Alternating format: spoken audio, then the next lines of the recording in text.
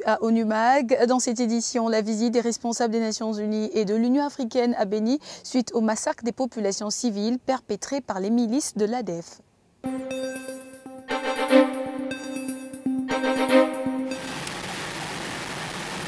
Martin Kobler, le représentant spécial du secrétaire général des Nations Unies en RDC, était en déplacement à Béniville en compagnie du commandant adjoint de la force de la MONUSCO, le général Jean Bayo. La visite fait suite à une série de massacres intervenus quelques jours plus tôt et perpétrés par des rebelles ougandais de l'ADF, occasionnant des dizaines de morts et des blessés. Le chef de la MONUSCO, Martin Kobler, s'est incliné devant les dépouilles des personnes assassinées avant de se rendre auprès des familles endeuillées pour les réconforter. C'est une visite de solidarité. C'est une visite aussi de condamner fortement les activités des ADF. C'était un carnage, c'était un massacre et c'est pas acceptable. Je suis ici aussi avec le commandant de la force adjointe et nous avons parlé de la coopération au futur afin que ça ne se passe pas. C'est très important de faire des actions comme les FRDC conjointement avec la MONUSCO, les forces, la brigade d'intervention ici, afin de protéger les civils. A noter au cours de cette visite, le chef de la MONUSCO s'est entretenu avec le gouverneur de la province, Julien Paluku, notamment sur la suite à donner à ces actes ignobles. Il a aussi échangé avec les membres de la société civile. Nous pensons que ce sont des actes qui dénotent d'une insécurité quasi permanente et même de la mise à place des plans, on dirait des génocides, sinon des actes, des crimes de guerre qui sont en train d'être vécus en ces lieux. Il était question pour nous d'attirer l'attention du représentant spécial par rapport à cela, de demander plus l'action de la MONUSCO aux côtés des FARDC et de la police en vue de relever les défis.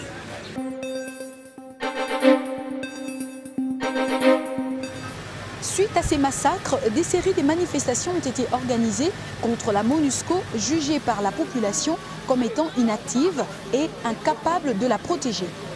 Dans ce contexte, l'envoyé spécial du secrétaire général de l'ONU pour la région de Grand Lac, Saïd Dinit, le représentant spécial de l'Union africaine pour la région de Grand Lac, Boubacar Diarra, et le chef de la MONUSCO, Martin Kobler, ont organisé une mission conjointe à Béni.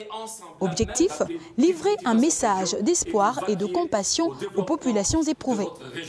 En ce qui me concerne, c'était une visite d'abord de solidarité avec les populations de Béni, suite aux attaques féroces qu'ils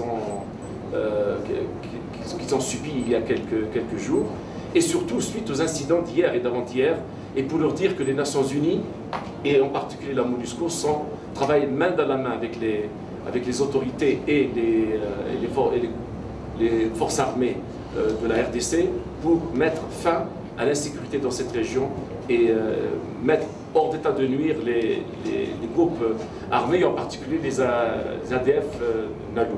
Les ADF, il faut agir, c'est un autre message par là, d'avoir des opérations conjointes avec les FRDC.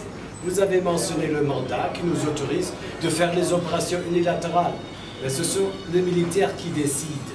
C'est quoi le plus pratique, le plus efficace? Si on fait des actions seulement unilatérales, ça ne marche pas. Ce n'est pas un moyen efficace. Il faut déterminer, les civils avec les militaires, quoi faire.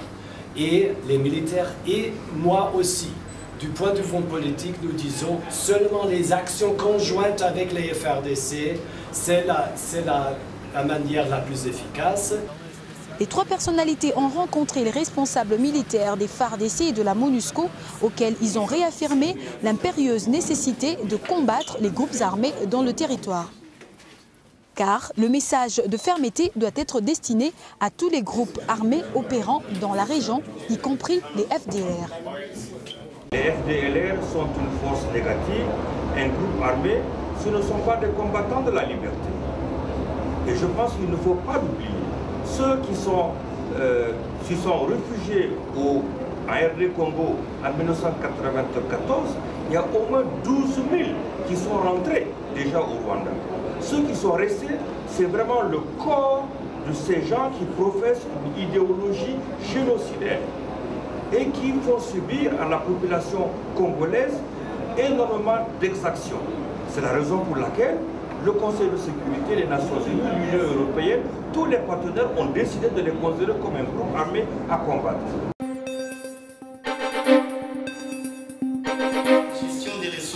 Le 24 octobre, c'est la journée des Nations Unies. Cette année, au Nord Kivu, la journée a été célébrée conjointement par le personnel de la MONUSCO, des agences des Nations Unies et de l'Association pour les Nations Unies à Rutshuru, dans les îlots de stabilité du Nord Kivu. Il s'agissait de mettre à profit la cérémonie pour la sensibilisation des populations locales sur l'importance des îlots de stabilité.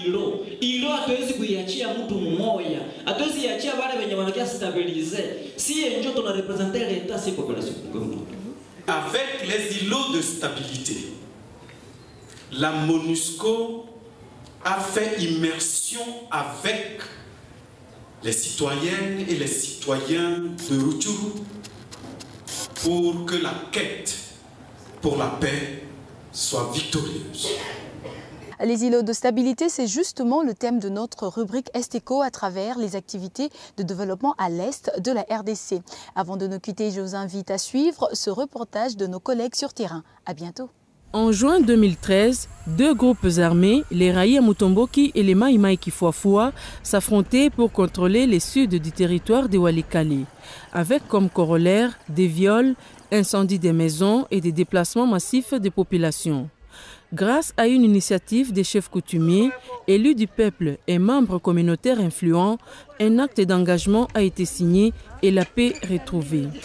En appui de cette initiative de paix et de stabilité, Affaires civiles a initié les projets de réhabilitation de 108 km de routes allant de Walikale vers Ombo Nord pour doter les forces de sécurité et les forces de maintien de l'ordre l'accès routier pour accéder vers les villages libérés par les groupes armés afin de restaurer l'autorité de l'État.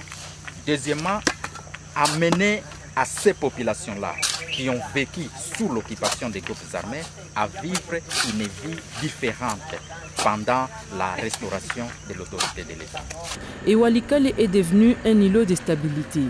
Cependant, pour les Nations Unies, la restauration de l'autorité de l'État passe par des activités de développement. Au nombre de ces activités, la réhabilitation des axes routiers. La réhabilitation, c'est un manuel. Nous occupons les gens, nous utilisons les bêches, la machette, les pioches, les roues, ainsi que les barres de mine comme matériel. Les activités de développement sont réalisées par les organismes de l'ONU ou d'autres acteurs présents sur le terrain. Pour ces cas précis, il s'agit de Caritas Développement. Caritas Développement, c'est une organisation du développement, et notamment dans l'initiative qui a abouti à l'acte d'engagement de Itebero, faisait partie l'abbé Arsène Monembo, qui est administrateur de l'ONG Caritas Développement. Et ensemble, en soutien de son initiative, nous avons pu harmoniser afin que l'ONG de Caritas Développement puisse exécuter les projets financés par la à peine à 6 km d'ici, il y a une carrière de pierre où les habitants cassent les pierres, le vendent en terre, et dans le cadre du projet, l'ONG Caritas Développement va acheter ces pierres dans le cadre du projet et viennent pour combler. Pour la réhabilitation de cette route, la MONUSCO a injecté 130 000 $ américains. À l'évidence, au lieu que les jeunes soient tentés de rejoindre les groupes armés, ils doivent plutôt s'atteler à reconstruire leur zone. Nous avons commencé à partir de Walikale jusqu'à Ombo. De Walikale jusqu'à Ombo, c'est 108 km. Nous avons un main-d'œuvre de 120 personnes que nous occupons chaque mois.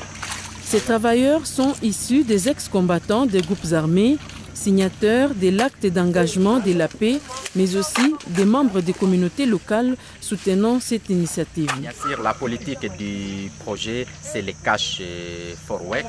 Non seulement que ça donne l'accès routier aux habitants, aux forces de sécurité et aux forces de maintien de l'ordre, mais aussi ça permet la réinsertion communautaire des ex-combattants qui travaillent et sont payés par le fonds financé par la MONUSCO, ils sont payés par l'ONG Caritas qui exécute le projet, et ces fonds, le paiement leur permet de recommencer la vie civile.